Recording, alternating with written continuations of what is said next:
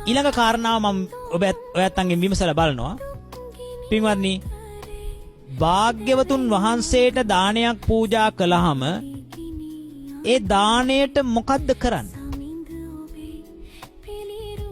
ඒ බුද්ධ පූජාවට අස් කරනකොට මොකද කරන්නේ? තියෙන ප්‍රශ්නයක් තමයි නේද ඇහුවේ නැති වුණාට. මොකද්ද ප්‍රශ්නේ? මොකද්ද පිළිතුර? දැන් සමහර අය කියනවා සතුන්ට දෙන්න එපා කියලා. දැන් මම ඒක ධර්ම දේශනාවකට වැඩම කළා. ඒ වෙලාවේ දහම් පාසල් ගුරුවරියක් සඳහන් කරනවා ස්වාමින් වහන්සේ කපලා වලක දාන්න ඕන කියලා. මං ඇහුවා මාවද කියලා. ඈ පින්වත්නි,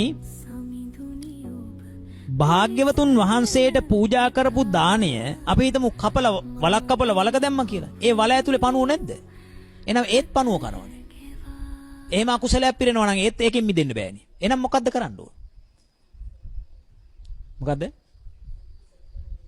සුදුසෙකුට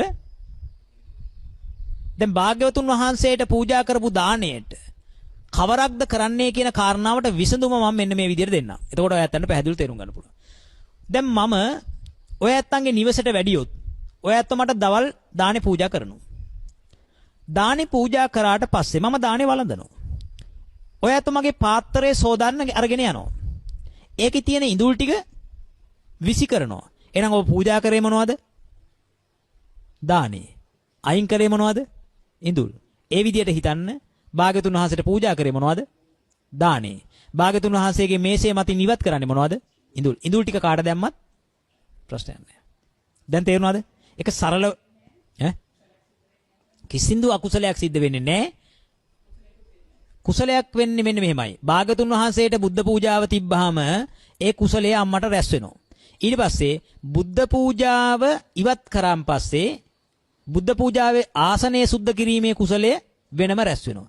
ඊළඟට අම්මා බුද්ධ පූජාවේ ආසනය සුද්ධ කරලා ඉඳුල් ටික ඉඳුල් භාජනයට දාලා ඒ ඉඳුල් භාජනයෙන් අරගෙන තව සතෙකුට දැම්මහම තව අතිරේක කුසලයකුත් වෙනවා.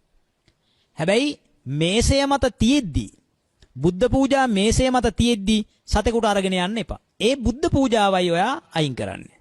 බුද්ධ පූජාව අයින් කරන්න. එතකොට බුද්ධ පූජාව දැන් ඔබ අයින් කරලා තියෙන්නේ.